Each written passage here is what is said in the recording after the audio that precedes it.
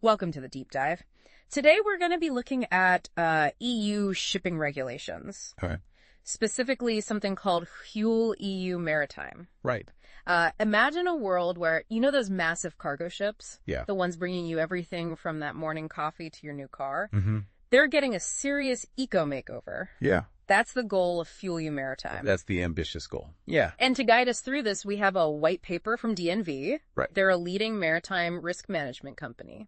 Yeah, think of them as the experts helping ships navigate towards a more sustainable horizon. Exact. By the end of this deep dive, you'll understand what Fueleu Maritime is, but also how it might impact the costs of shipping. Okay. And potentially even the prices of those goods arriving at your local port. So let's unpack this. What is Fueleu Maritime? So it's a set of regulations coming into effect on January 1st, 2025. Okay. And essentially it sets limits on the greenhouse gas intensity of ships over 5,000 gross tons. Okay. The large cargo ships entering EU ports. Greenhouse gas intensity now. For those of us who aren't naval engineers, what does that mean? So it's a much broader way of looking at emissions. Okay.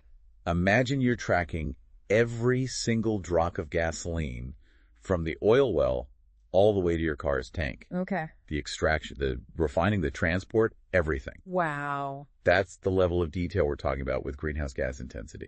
So it's not just what comes out of the smokestack. Right. It's about the total emissions from the entire fuel life cycle. Exactly, a well-to-wake perspective. So Fueleu Maritime is taking a holistic view, looking at the entire environmental footprint. Yes. What kind of reductions are we talking about? What's the target?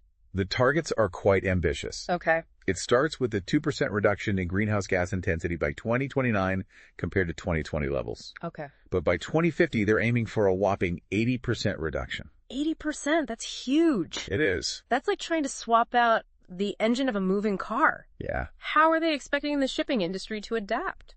Well, there are a few key things to keep in mind.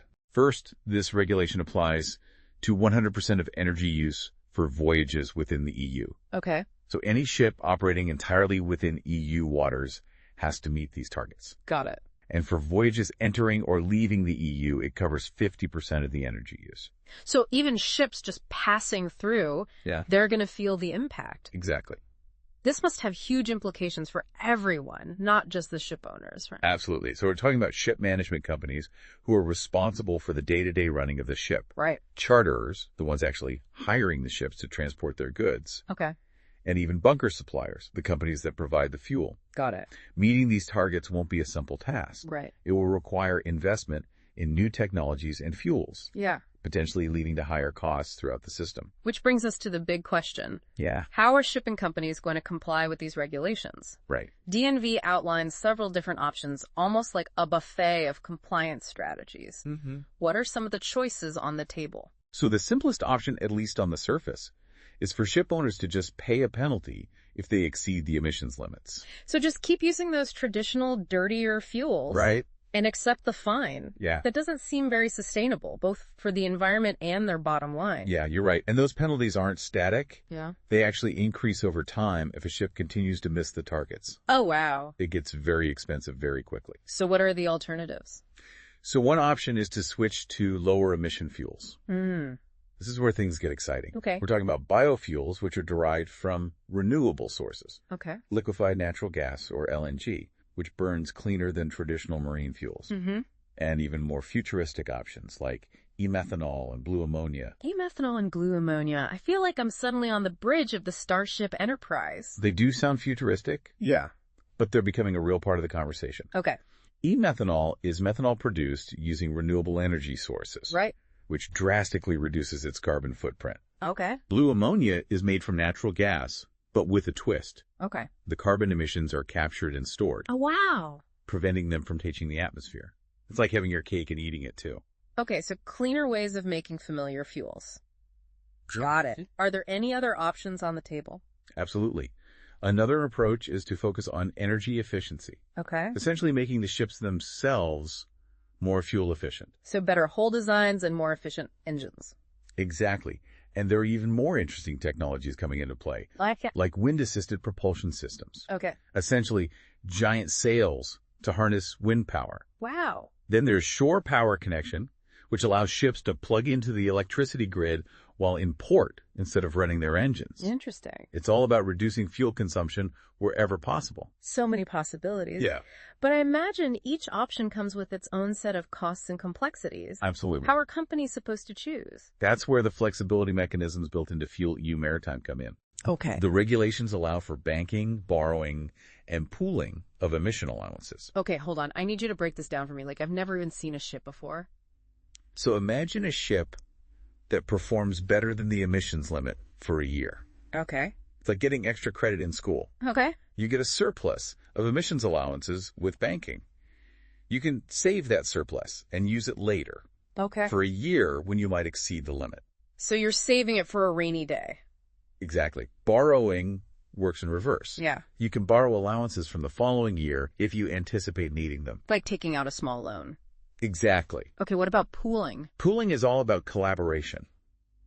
Think of like a giant game of Tetris, where those Tetris blocks are emissions allowances. Okay. Companies create a pool of ships and work together to fit those blocks together efficiently, balancing out their allowances within the pool. So if one ship has a bad year, another ship with a surplus can help offset it. Exactly, making sure the entire pool stays compliant.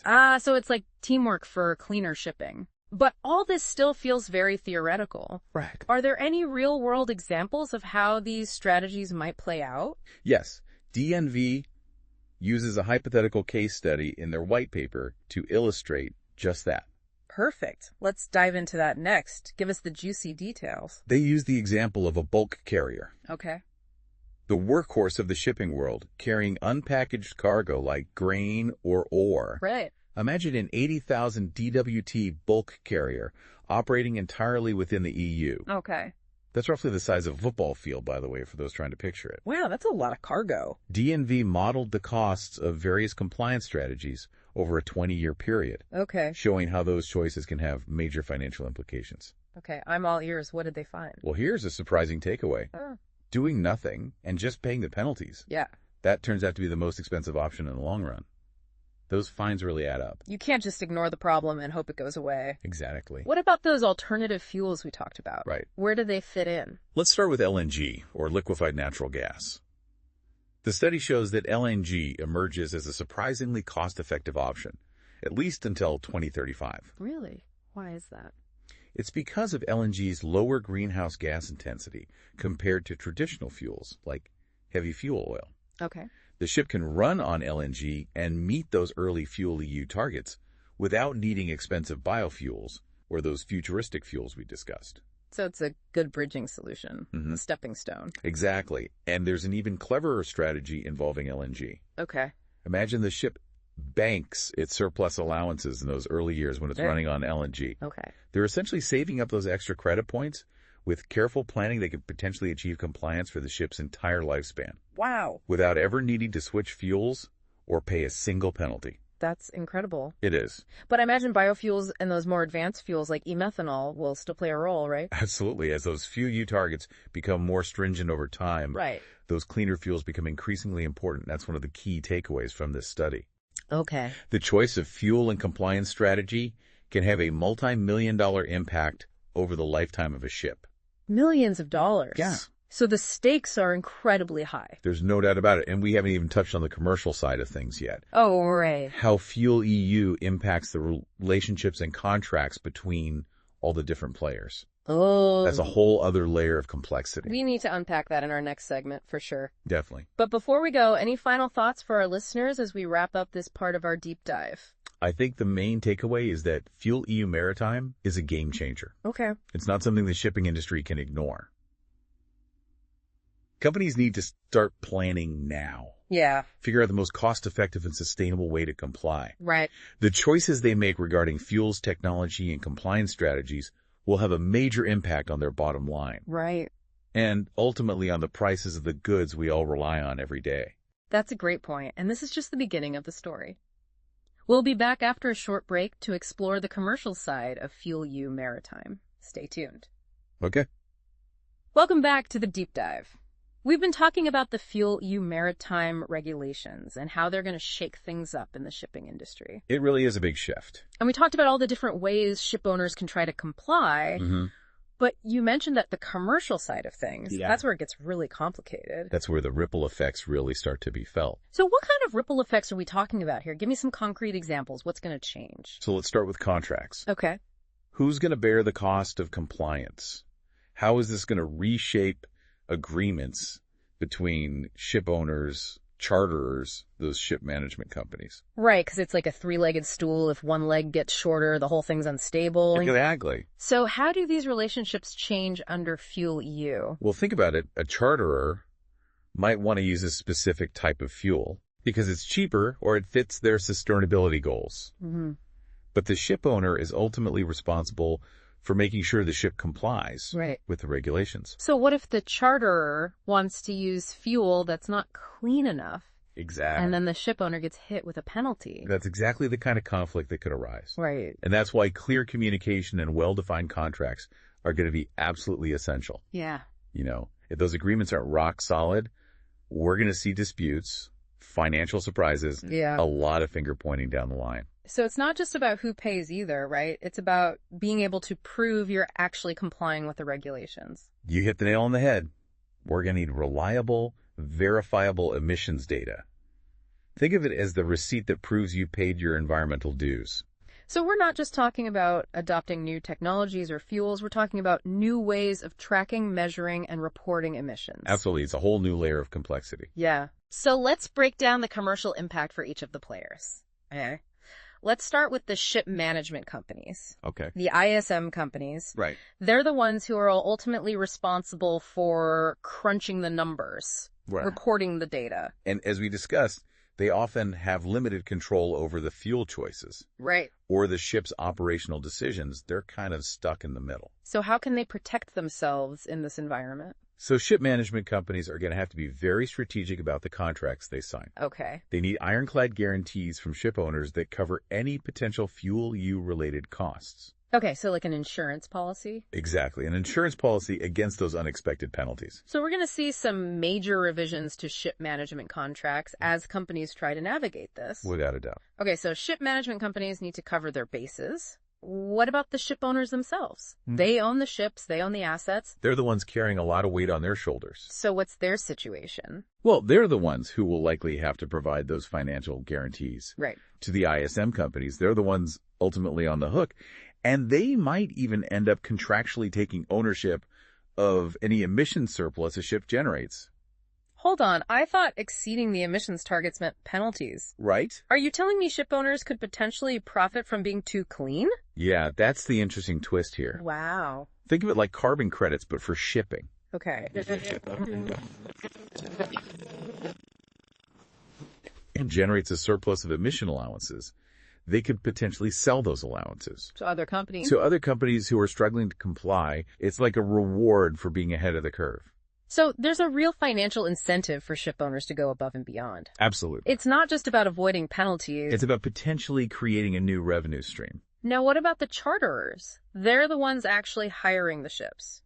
They often dictate the routes and the fuels used. So where do they fit into this? Well, they're the ones moving the goods. And ultimately, they're the ones who are most likely to absorb those added costs. Okay. Associated with Fuel E, Yeah. someone has to pay for that cleaner fuel. Right. And it often trickles down to the charterers. Will they try to pass those costs on to their customers? Or will they absorb some of the costs to stay competitive? That's the million-dollar question. It all depends on the market dynamics. Right. The type of goods being transported, the length of the contracts, the bargaining power of each player. Yeah, so a lot of uncertainty. A lot of uncertainty. It's like everyone's trying to anticipate each other's next move. It's like a giant game of chess. Yeah. But one thing is clearly, charterers are going to have to get much more involved in the emissions equation. Right. They can't just focus on the cost and speed of transport anymore. So it's a shift from purely cost-driven to a more sustainability-focused approach? Exactly. And that requires a whole new level of collaboration Yeah. and data sharing. You keep mentioning data. Right. Why is that so central to all of this? Well, imagine trying to manage compliance, allocate costs, or even trade emissions allowances without having trustworthy data. Yeah. It would be absolute chaos. So it's the foundation. It's the foundation upon which everything else is built. Now let's talk a little bit more about those different types of charter contracts you mentioned earlier. Okay. How does Fueleu play into those different arrangements? Right. So There are different types of contracts in shipping, Yeah. with the two most common being time charters and voyage charters. Each has its own nuances when it comes to Fuel EU. Okay, let's start with time charters. What are we looking at there? So in a time charter, think of it like renting a car. Okay. The charterer covers the fuel costs and decides what type of fuel the ship will use. Mm-hmm. So they have a lot of influence over the ship's emissions during that period. So they're calling the shots on compliance, even though the ship owner is responsible. Exactly. That's why we can expect to see time charter contracts incorporating very specific clauses Okay. related to Fuel EU compliance. Like what kind of clause? So, for example, the contract might require the charterer to meet a certain greenhouse gas intensity target Okay. during the charter period, or it might specify the use of certain compliant fuels. So the ship owner is saying, look, I'll provide the ship, but you need to make sure we stay within the rules. Exactly. And the contract also needs to address the financial settlement Right. of any compliance surplus or deficit, who gets the reward if the ship performs better than expected, who pays the penalty if it falls short. Interesting. Right. So the charterer could end up paying the ship owner for exceeding the emissions target, or they could get a payment if they generate a surplus. Right. It's like a built-in incentive system. Okay, so time charters are all about clearly allocating responsibilities and costs when it comes to Fuel EU.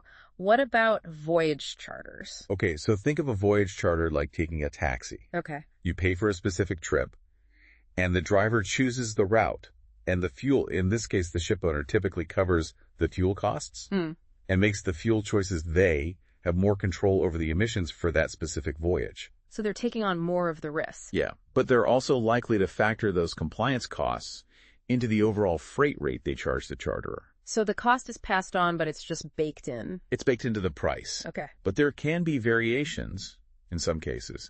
Voyage charter contracts might include separate settlement terms Okay. for the compliance balance, similar to time charters. Got it. It really depends on the specific agreement. So it's not always clear cut. Right. But the bottom line is this: whether it's a time charter or a voyage charter, Yeah. both ship owners and charterers need to be aware of how Fuel EU might impact their contracts Yeah. and make sure those agreements are updated accordingly. Yeah.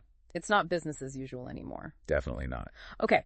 We've covered the ship management companies, the ship owners, and the charterers, but there's one more crucial player in this ecosystem: the bunker suppliers. Right. They're the ones who actually provide the fuel. Yeah. They're right on the front lines. So what challenges are they facing? Bunker suppliers have a critical role to play, and they're facing two major hurdles.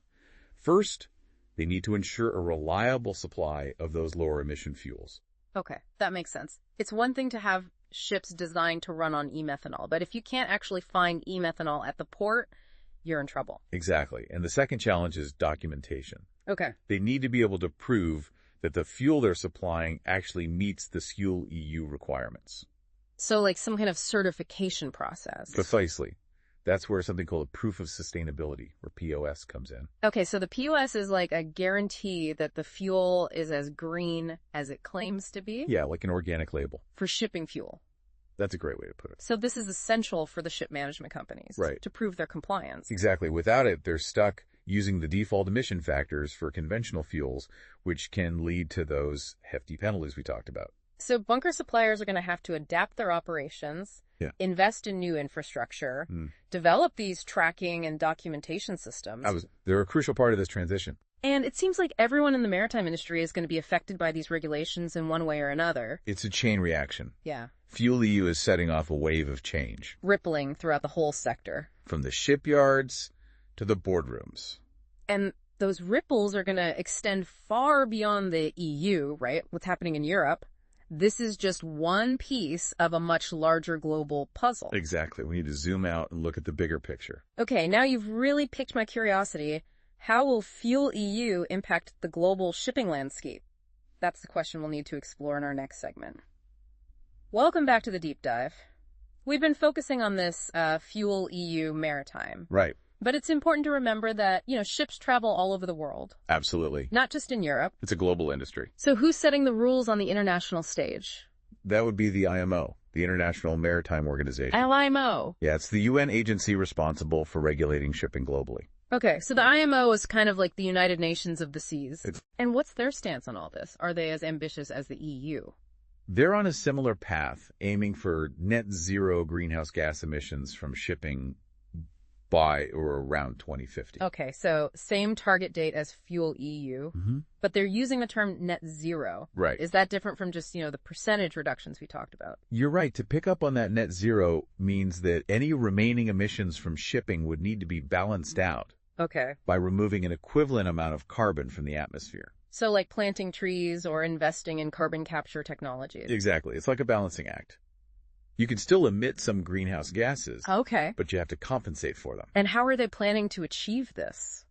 So to achieve this net zero target, Yeah. the IMO is working on what they're calling a basket of midterm measures. Okay, a basket of measures. That Oh, yeah. sounds intriguing. What's in this basket? Well, it's still being finalized, Right. but it's expected to include a technical element and an economic element.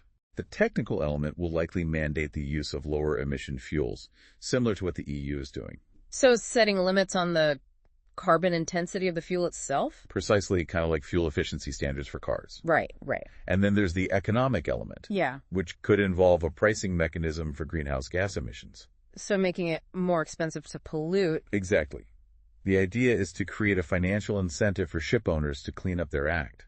And it sounds like they're exploring even more advanced solutions. Yes, they are. The IMO is also seriously considering onboard carbon capture. Onboard carbon capture, so capturing the emissions directly from the ship's smokestack. That's right, like having a giant vacuum cleaner sucking up those emissions. Wow. Are there any ships already using this? Not on a large scale yet. It's still early days, but it's definitely an area to watch. Okay. The IMO is aiming to complete this work by 2028. So we might see the systems becoming more common soon. Potentially, yes. So the IMO is making progress, but it sounds like the EU is still out in front, leading the charge. Yeah, but that's not necessarily a bad thing. The EU's actions are putting pressure on the IMO to act more decisively. So it's like a friendly competition. Exactly. And the EU is also providing a testing ground. Right. If those solutions prove successful in Europe, Yeah. they could be adopted on a global scale later on. So Fuel EU Maritime isn't just about European shipping, It's a catalyst for change that's rippling throughout the entire industry. pushing us toward a cleaner, more sustainable future. For everyone. Well, this has been quite a journey learning about Fuel EU Maritime. So many moving parts, complex regulations. It is a complex topic. But I feel like we've really gotten a handle on how this is all going to play out. And hopefully you've also gained an appreciation for the power of innovation we're seeing the maritime industry forced to innovate. Right. To find new ways to reduce emissions, improve efficiency, and ultimately transform itself. It's an exciting time to be watching this industry. And you know what happens in shipping doesn't stay in shipping. That's a good point. The innovations we see here could have ripple effects, not just for other industries, but even for our everyday lives. It's something to think about. If stricter emissions regulations push the shipping industry to adopt cleaner fuels and technologies, could we see those solutions eventually spill over into other sectors? Yeah. Could they even impact how we power our homes or cars in the future? That's a great question, and it reminds us that we're all interconnected. What happens in one sector, even one as seemingly specialized as shipping, Right. it can have ripple effects throughout the entire global economy. Absolutely. Well, dear listeners, we've reached the end of our deep dive. It's been a pleasure. Thanks for joining us on this fascinating journey. We'll see you next time for another deep dive into a topic that's shaping our world.